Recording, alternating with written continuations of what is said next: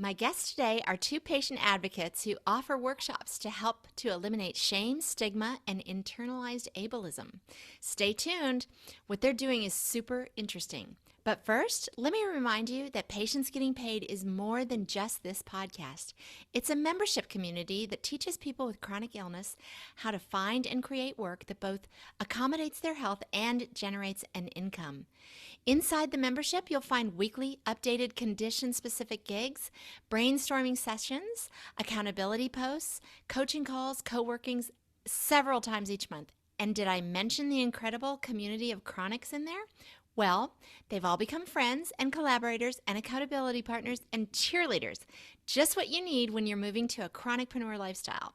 Join us at patientsgettingpaid.com. Hope to see you on the inside.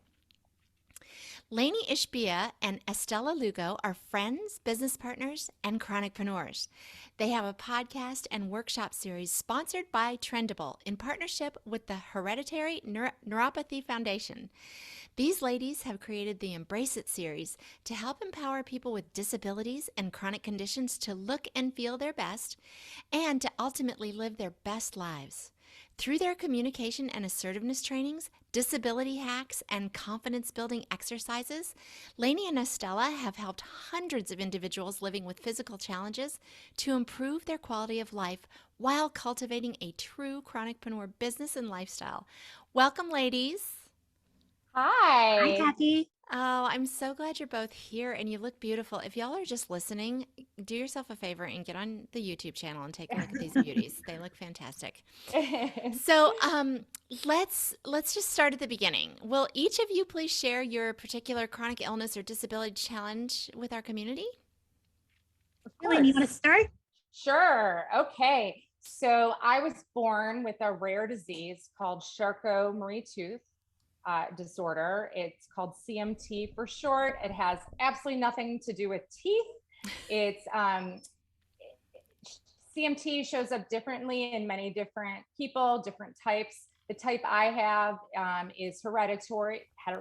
My mom had it. My sister has it. One of my children has it. And it affects my hands and my feet.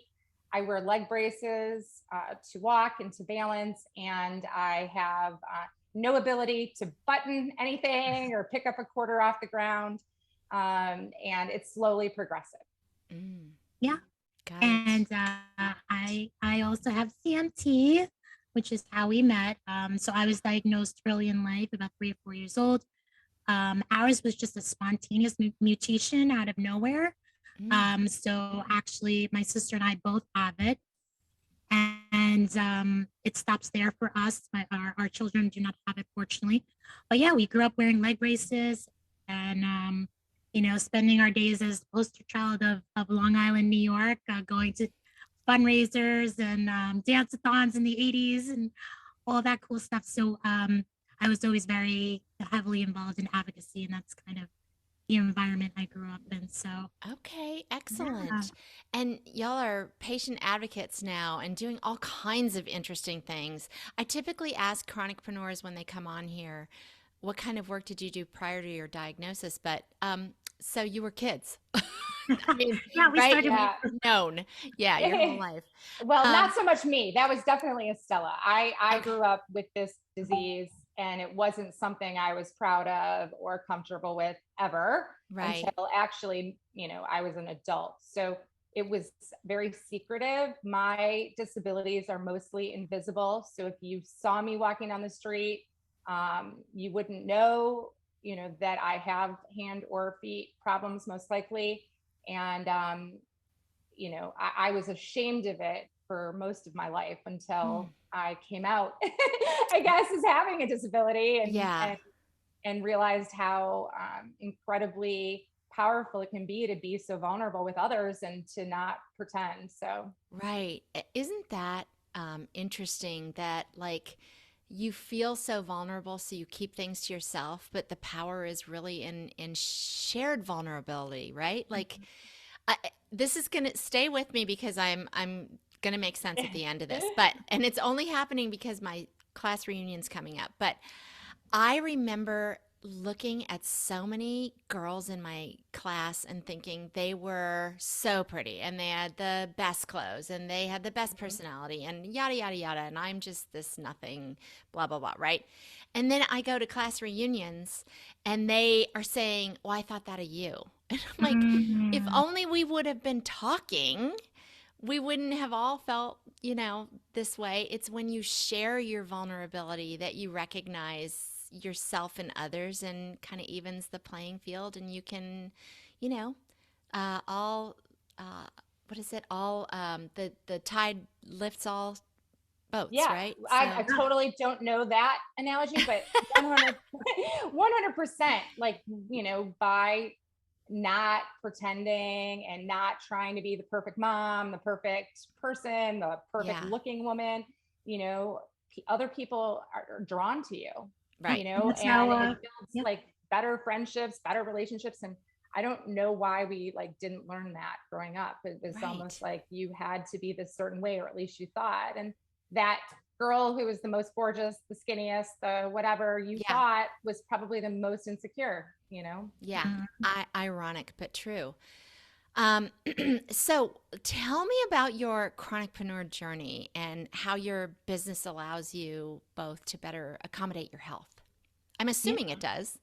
absolutely. I mean, um, well, mine kind of grew out of connecting with the organization that I work for full time right now, which is the Hereditary Neuropathy Foundation.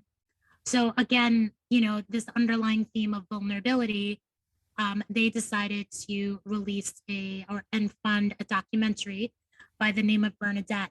And this was about 10 years ago. And once I saw the film or the trailer of the film, I was absolutely mesmerized because it was finally seeing myself in someone else's lived experience. Yeah, Bernadette had CMT as well. And so, other than myself and my sister, I had never seen another woman, especially my age, just navigating her life with CMT. And now here was this film, and I was just like, I need to find this woman. I stalked her on Yeah. Facebook. We became like instant friends, and from there, I learned of the organization's work. I just started volunteering. I wanted to be part of it, and I had this design background and interior design, and it was great. I was doing what I loved, but there was still that piece missing where I just didn't feel like I could completely be myself. My disability was something I had to hide and overcome in order to be successful in life. And so, everything kind of fell into place. And then one day, here we are on a Zoom call with my coworkers, and oh my God, did you see this woman on Facebook? She has this fashion blog, and she writes about wearing leg braces, and she has CMT, and we have to talk to her. So, we got a hold of each other, and this is the beautiful thing too. You just feel like you've known each other Right. forever when you have a Yeah. shared experience. Yeah. And we hit it Speak the off. same language. That's Yeah. kind of the point about PGP too. We all come in as chronicpreneurs. We speak the same language. So just Mhm. to be clear, that fashion blogger was Lainie. Yes. Yay! So, Yeah, yes. And, my background, I have a master's in social work. And so naturally you'd go into fashion. right. Well, yes, of course, because, Yeah. so I, always practiced social work with young girls, adolescents, and women, sharing what, like a lot of us do, your own experience, your own triumph. I had alluded to the fact that I was ashamed of my disabilities growing up and had pretty poor self-esteem.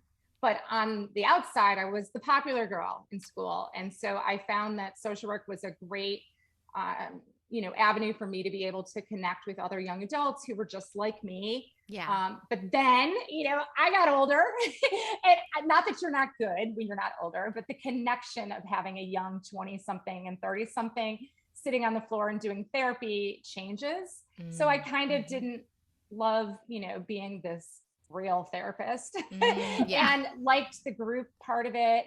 I also on the side had an eBay business for years and years and years. Before Oh. eBay was eBay, I was selling clothing that I found in thrift stores, high-end designer clothing. I've always known brands and material, and I just started flipping clothing. And back then you could make good money doing it. And there were no taxes involved, or, PayPal wasn't reporting. So Right. I did that as a side hustle for many years. Today, Wow. I still thrift shop for myself and friends. And so I combined. So after my kids started getting older and I was like, I need something that I feel passionate about. A friend was like, well, you're such a resourceful person. Like, you always find everything. You're the go-to for all of us. For everybody looks to you. I also must say that my mother, who had CMT, she had a pretty debilitating condition, and she struggled, even though she was the most social person on the planet.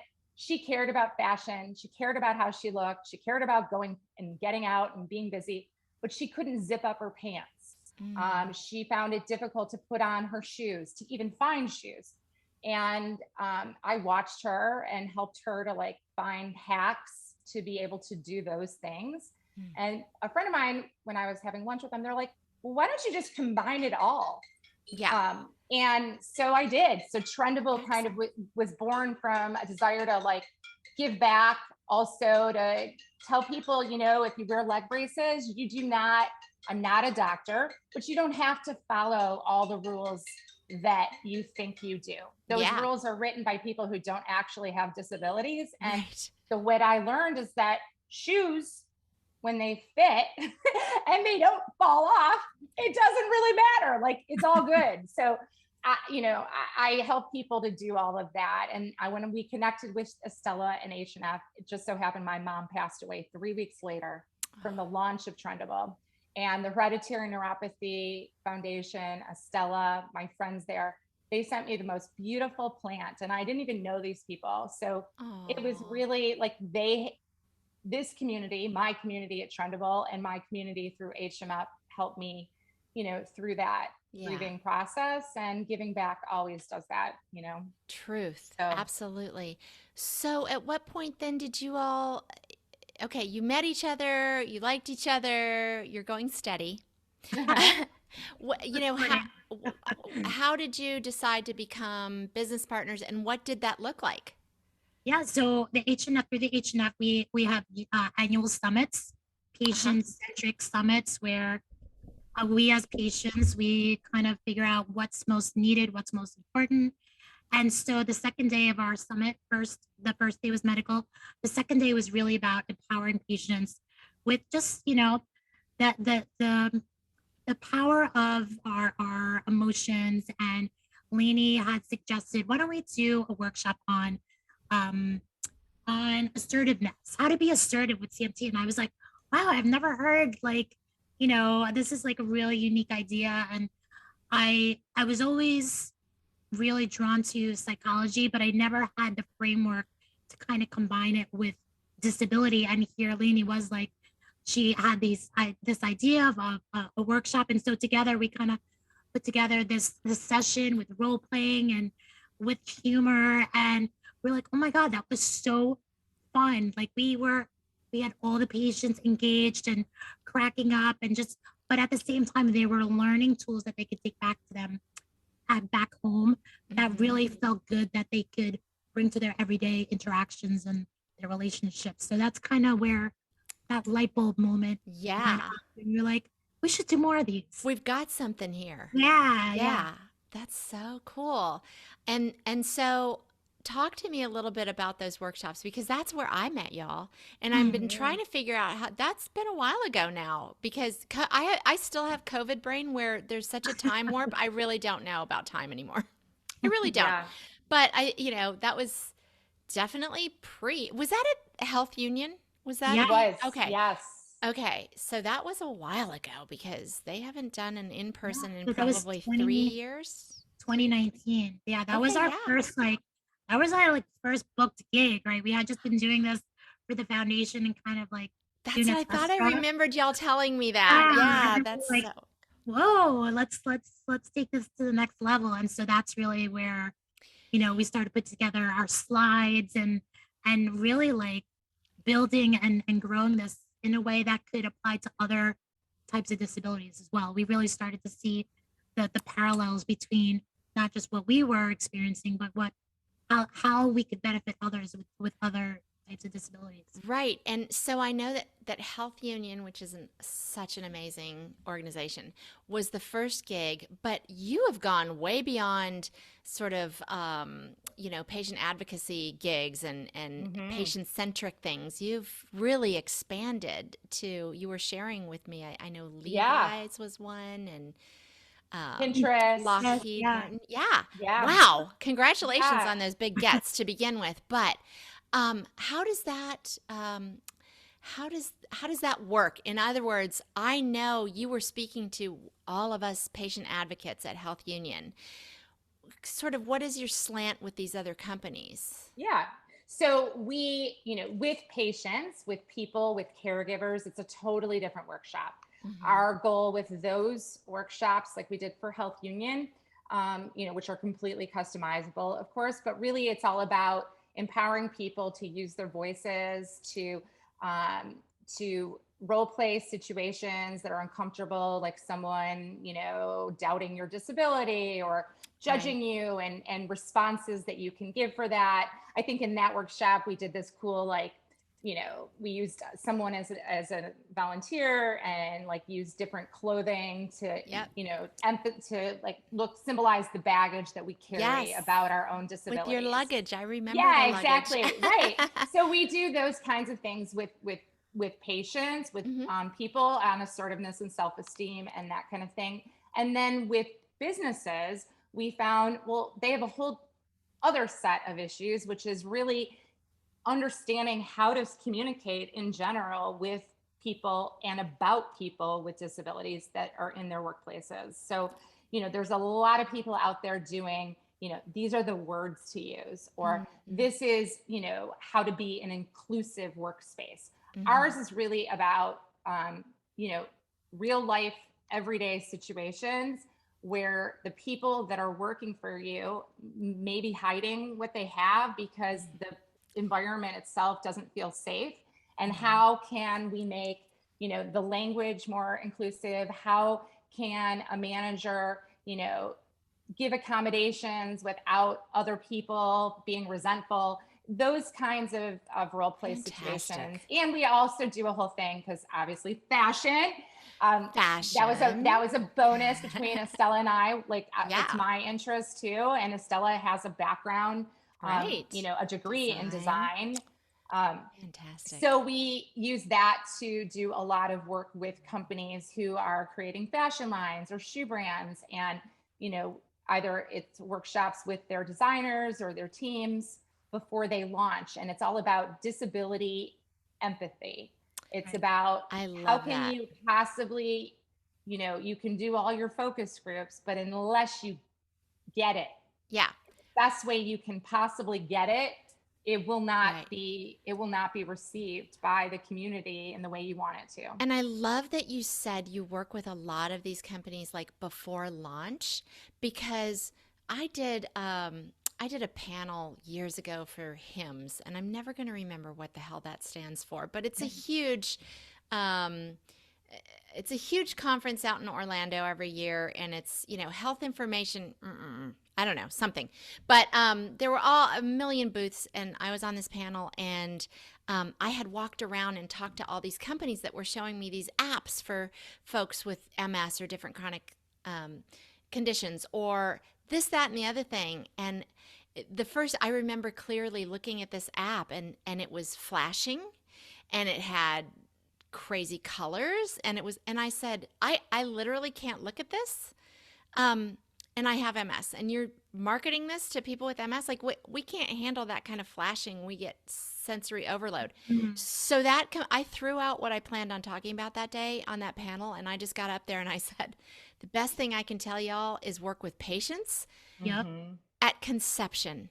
Yes. You healthies trying to figure out what we chronics need is kind of ridiculous. Yes. The ultimate, the smartest thing to do as an entrepreneur is to find a solution to a problem. And as someone who has no experience in this, you don't know what our problems are, right? Exactly. And you don't know what problems are most important to us. Exactly. So I love that you're working with these companies pre-launch, because I know you are informing those things. And that is just so smart on both ends, right? Because they're not going to be spinning their wheels and coming out with prototypes that fall flat, because Yeah. it's answering the need.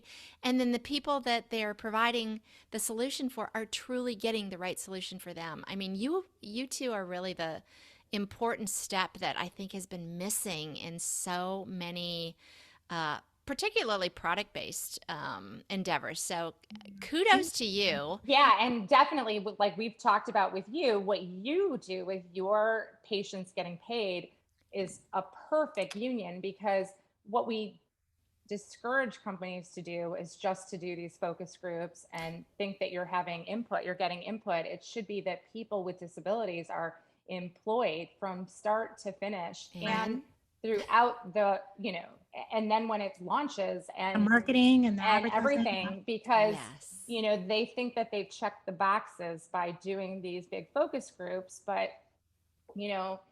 then No. then it's over and the product's out there, and we see so many that it's like a big fail. Yeah. It keeps going back to that quote, the nothing about us without us. So that's what we try and instill. Love it. Yeah. And whenever we're working, it's like, but do you have somebody with a disability at the decision making table? Yes. And if you don't, then come back when you do. Right. Love it. Or hire you, better yet. So tell me about your other things that you're doing. I mean, that's phenomenal enough. That blows me away that there are other things to talk about, but there's lots of other things you two are doing. You've got a podcast, you do speaking engagements, workshops. You've even got an upcoming course. Tell me everything. Lainie, you want to give everybody a little teaser? Okay, well, so yes, the workshops are definitely something that we do and love to do. We've been doing a lot virtually, but hope to do more in person as more and more companies start to do that. But for people with chronic conditions and disabilities, Estela and I have created and are continuing to create an awesome, fabulous online course that will, help people to live better every day. We're not finished, because it's such a huge undertaking with, we don't want people to just log on and feel like, oh, why did I pay this money and what am I getting? It's not a lift you up for a day. We want it's a motivational, inspirational thing. Yeah, we want it to be truly practical and life-changing. So we're putting a lot of content in it and giving people like all the tools to delete shame, as an example. That's the first module. It's called Disability. Oh no, we lost her right when she was telling us. Oh no. It's so clutch. Dun, dun. I know. So do you know the name of the first module? Of course. It's the Disability Badass Academy. That's what we're doing our course. Obviously, it will be hopefully more courses, but that's kind of our first initial course. And like Lainie, was touching upon, it really starts with that internalized shame that unfortunately comes along so often with the lived experience of a chronic illness or disability. It's because we, society was not built for us. We don't fit into that box of, and those society standards of productivity, can be so harmful when you don't have exposure or community that tells you otherwise. So that's, another one of the reasons why we love what you're doing as well, because I know for myself, I work from home with my organization. For the most part, 90% of the time I'm making up my own hours. And that means, yes, I work during the week, but if I need to sleep in a little longer, or if I need to check out for a little while and do some meditation on my deck in the sun and just kind of regroup, like I have that flexibility and that autonomy to be able to do that. And I have a beautiful team who encourages it. That's fantastic. That's what we should be available to us all, and that's certainly what we're working toward in PGP. And I just want to go back because you touched on this, but this is a real hallmark in PGP. We say productivity is not a reflection of your value. I mean, I think we get to your point about, society's really not set up for us. There's this hustle mentality out there, and you just have to hustle and you have to push through, and all these other inflammatory, horrible, notions that can't pertain to us. I always say, and I really do want to get some t-shirts that say #fuck the hustle, because we can't hustle. Hey, Lainie, welcome back. Oh my gosh. I mean, we missed you, but I had a power surge. Oh, geez, Louise. Well, we're glad you're back. We've missed you, but we're happy to report that I hope we moved on, and we got the name and everything, which we love. Awesome. But I'm loving everything that y'all are doing, and I'm just so glad that we have reconnected after these years, because I think that I think we're in the same lane, and we ultimately want to do the same thing, which is help people, and there's power in numbers, right? Absolutely. So one of the things that we always ask, well, let me start with this, because we mentioned it at the top of this, but we never really got to it. I think Estela just kind of touched on it, and that is how what you're doing, your chronicpreneur business, is really supporting your disabilities or your chronic illnesses and those kinds of things. Because again, with PGP, we're just encouraging people and giving them a peek into what our chronicpreneur businesses look like and how it supports our life. And Lainie, while you were gone, I was sharing that we say #fuck the hustle, because we're not into the hustle culture. That's not who we are, or who we should be. So how does this support everything you've got going on? Your business. How does that support you? Estela, you take it. Yeah. So I think I learned the hard way, working several jobs, that unless you're doing what you love, you're ultimately gonna be drained. And as people with limited, as spoonies, we like to say sometimes, or as people with limited energy, it's really important to find a line of work that energizes you back, right? And it doesn't mean that Lainie and I don't work our asses off, because we do. And we do, we're guilty of getting stuck in that hustle mentality sometimes. And we constantly have to be reminding ourselves, like, okay, it's okay to rest. Rest is part of productivity. But by finding something that we know, that we completely believe in, is really helping people and is valuable and has such a positive impact on their life, that energizes me at the end of the day. As tired as I get sometimes, it's sustainable. It keeps me going 4 years, from episode 1 of our podcast, when we had no idea of what we were doing, till episode 34, where we still a little less, are a little less clueless, but still have a ways to learn. It's so great. Yeah, it keeps you energized, and I think that's the biggest part of me. It's beneficial to my health, because I'm doing something I absolutely love. Fantastic. And I want to congratulate you too on that you're at 30, did you say 34 episodes 34. Of your podcast? Yes.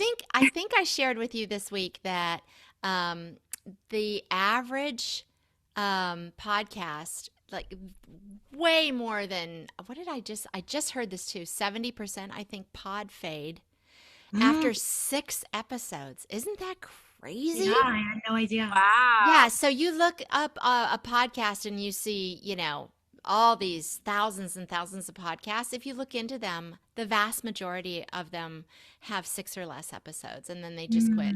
So gosh, you just get on a groove after like the 5th one. I mean, those early ones are really hard to listen to. But I remember calling Estela and be like, okay, you sound like a robot. I sound horrendous. I mean, I don't even know what to do. Like, we have a natural flow when we talk, but it was, you're so nervous and you don't know what you're doing. And you're like, tough. Oh, the sound and the whatever. And then you have that imposter syndrome sets in. You have your favorite podcast that you're comparing yourself to, and oh my goodness, they have 10,000, downloads per Yes. episode, and we're just about reaching 10,000 downloads after, 2.5 years.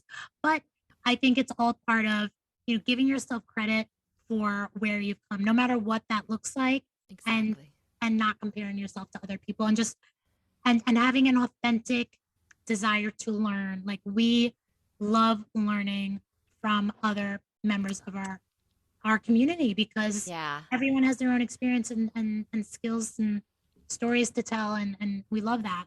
100%. And then that brings you back to that vulnerability piece again, right? Because I think people get into trouble when they're trying to, fake it till they make it and pretend like they know it all.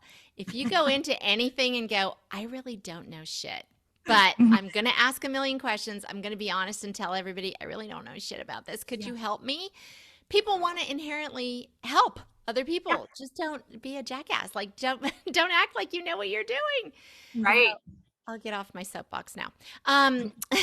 Something else that we always talk about in here is money. So if you wouldn't mind telling us what you get paid to do this, and is it steady income? I know, Estela, that you also have a full-time job. So does that mean that Lainie is doing more of the heavy lifting in the business day to day? Oh, no. Do you know what I mean? No. We do. We balance each other out. Lainie does more of the heavy lifting as far as writing.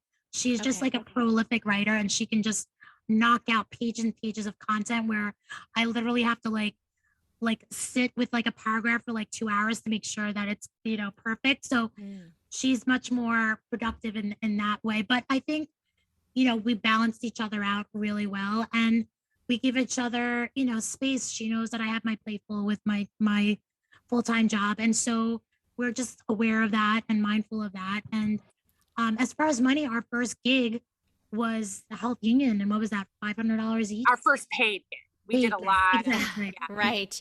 Good point. I don't remember. That was that was a really wonderful one, because they paid for travel, they paid for the hotels, and they gave us a nice stipend. But for most of our workshops for companies that are able to, the ones that have been on Zoom that are about an hour long, we charge around $4,000 for those. So it is not income that is steady. It's definitely as you go. Right. I make money, but I mean, I don't know if you could call it make money. I don't, I am very lucky right now that this is more of a passion project, all of it for me. It's something that keeps me going, keeps me happy. We don't depend on your income, money for our income. Okay. So, I make some money from affiliate links. Okay. So I do Amazon. I have Collective Style, or Style Collective, I think it's called. So when I write blogs and post about clothing, and I do outfits for people, for the fall, or, what to wear on a cruise, and then also give cruise tips with it. Those outfits, if someone clicked on it and someone bought the outfit as it was, like, I might get 10%, 12% of what that is. So, that looks like probably around $400 a month, but then with website costs and with all that involved with, we have a podcast, so we have a subscription to a host. We have, I use apps to help me schedule posts. All of it kind of breaks even. It's not, that's not a huge income. We do also do brand partnerships. So those are, when I do a post about a brand, they pay me to write the blog. And then they also pay for any affiliate, people who use the link for the shoes or whatever it is for that blog. And so, it's not steady, but that does bring in a couple $100 a month, which is awesome. Nice. Awesome. And then that's also, just to be really clear, for those folks who don't know about affiliate marketing or aren't real well versed in it, those things stay up. They're called evergreen. And so you might get a hit when you first, put it out there, but that's what I really love about this stuff too. And by the way, inside PGP, one of the trainings is all about affiliate marketing. So, and I have a number of affiliate marketing products and services and things that I work with as well. But one of the ones, the biggest one for me is every year, and this is over on FUMS, I do a multiple sclerosis holiday gift guide. And I have just been curating things that are helpful or just are lovely and make me happy. And I always put it out every year and ask people for their, what was a great product you received or bought yourself this year. And just about every one of those are affiliate links, which is a beautiful, beautiful thing. So that is a nice way, and it stays up the first few years. Okay, so I started that in 2011, and the first few years right after the holidays, I would take it down because I just didn't know any better. Yeah. It's crazy when I look at my metrics, how many people are, year round visiting that page. So anyway, just a little aside, but it's great that you have the training because, I learned everything all on my own. Figured it out. I didn't grow up with, all of this technology, and I just taught myself actually from listening to podcasts on affiliate marketing and on how to do SEO and stuff that I didn't even know what those things were. So I have a marketing background, and I had none. So I literally just self-taught. Yeah. Good for you. Yeah, that's great. And so, okay, these companies hire you, you do these presentations, you've got your podcast, you've got Trendable. You ladies are some kind of busy. What do you both do for health insurance? So I am fortunate enough where my partner has health insurance through his business. Okay. So I'm covered through that. Excellent. Yeah. And I'm covered through my husband, who also has health insurance. So. Okay, excellent. Those are the two biggest sticking points from people deciding to make a change. Can I make any money? And what am I going to do about health insurance? So I ask that every single time. And I've heard from so many people that is so helpful to, to just hear these things because those are sticking points, and those are things that oftentimes people are not very forthcoming on. So thank you both for being so transparent. Oh, absolutely. And you know what? I understand how scary that is because I was divorced before I remarried, and Estela as well. And, those were realities. Like, how am I going to afford to live, do what I want to do, and take care of my kids, and, have my health insurance costs, covered. And, at the time, by the way, I looked into Chamber of Commerce's and things of that nature. So, there are very discounted plans, even for people with chronic conditions. Okay. Thanks for that tip. Yeah. And I have a tip too. Oh, good. Actually, someone yesterday posted in one of the groups regarding medications. So there's a discounted service that their doctor connected them with called Phil, like the name PHIL. Okay.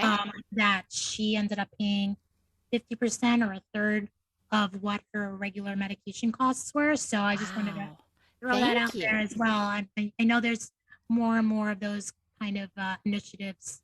Fantastic. Coming out. So, love a good tip. Thanks, ladies.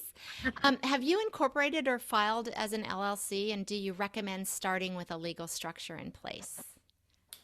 So we have not yet, and that's definitely on our list of things to do soon because, up until this point, it's really been through my organization and Lainie's blog. So we really haven't felt like Trendable is an LLC. So we have not. You're covered by that. Not operating. Gotcha. Let's not put that out there, Estela. Right. I mean, no, Trendable is an LLC. So when we EmBRACE it, our podcast and our workshops have been through Trendable, like our website. So you're covered. All of our workshops are on Trendable's website, which is an LLC.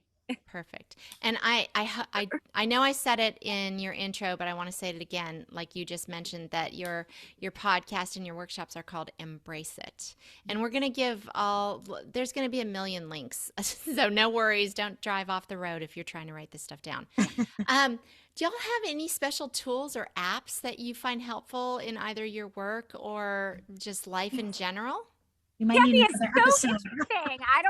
This is probably going to air long after it goes, but I actually just updated an old blog that had 12 life-changing apps for people with any kind of disability or chronic illness. And now I've made it 25. So I did a bunch of research and looked at apps that are specifically for people with chronic conditions and disabilities, as well as those that are not specifically designed for us, but that are awesome. So there's the obvious, right? There's the Instacart and the DoorDash and the Uber and the Lyft and all of those. And then there's also the non-obvious ones, like there's this really cool app for people with vision challenges and blindness called My Eyes. Be My Eyes. Be My Eyes. Yeah. And they pair people with volunteers.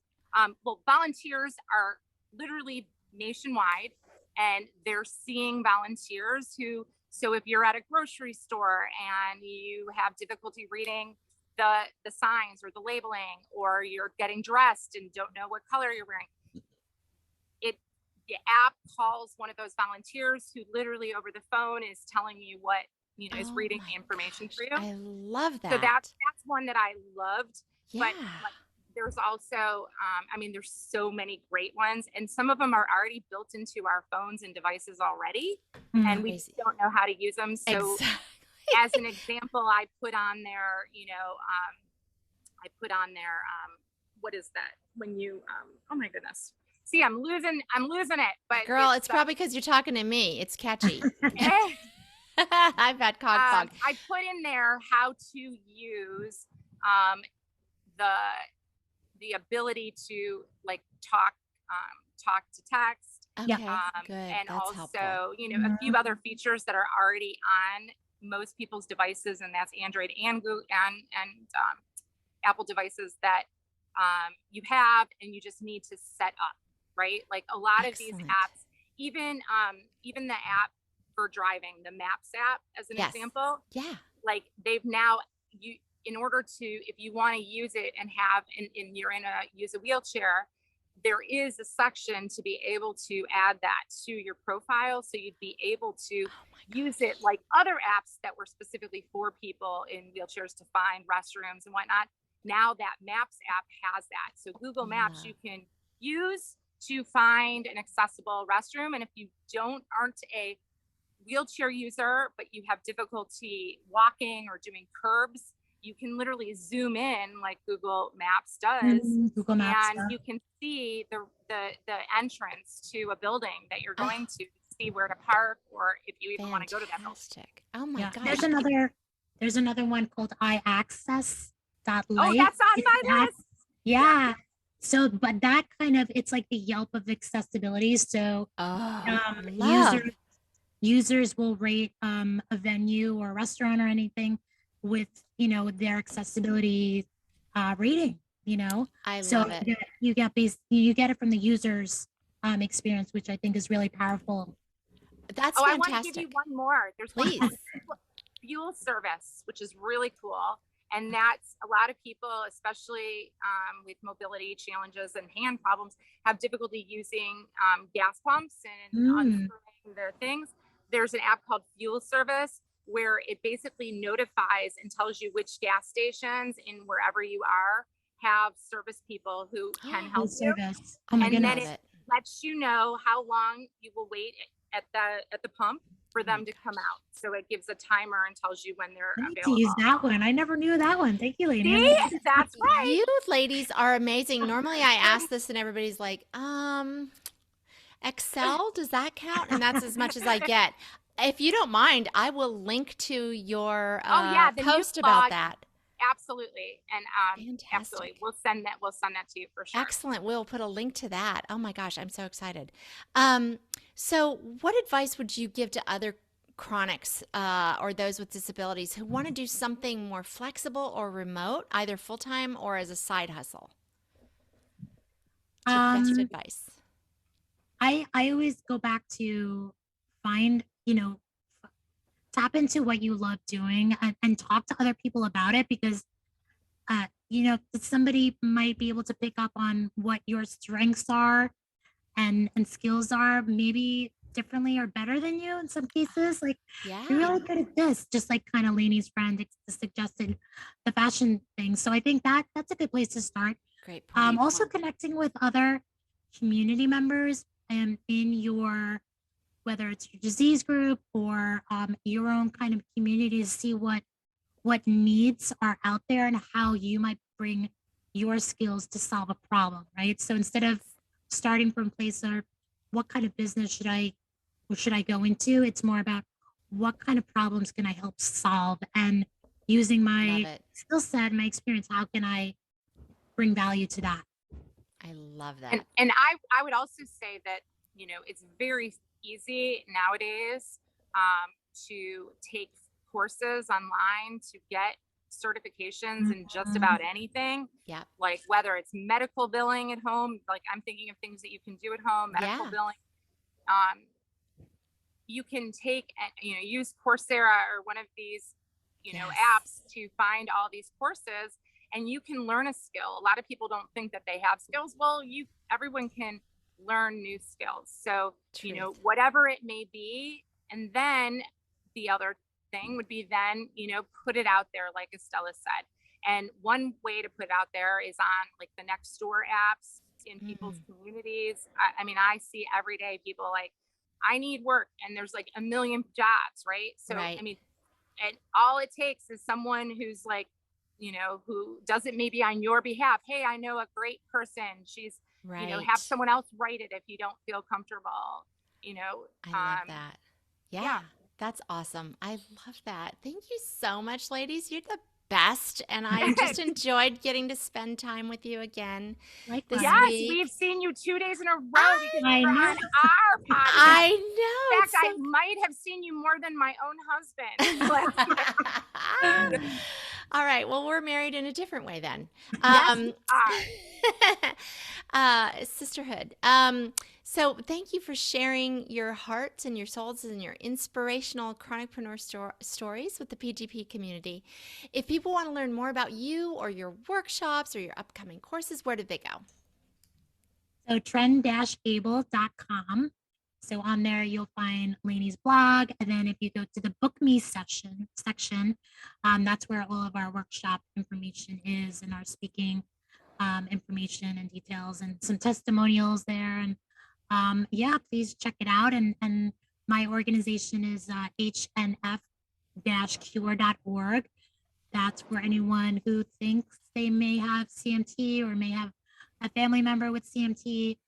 So that's a great resource for, medical information and just community support. Excellent. Yep. And we're on all the social media. So on Trendable, you can link to Trendable's Facebook page, but on Instagram, our podcast is EmBRACE_podcast.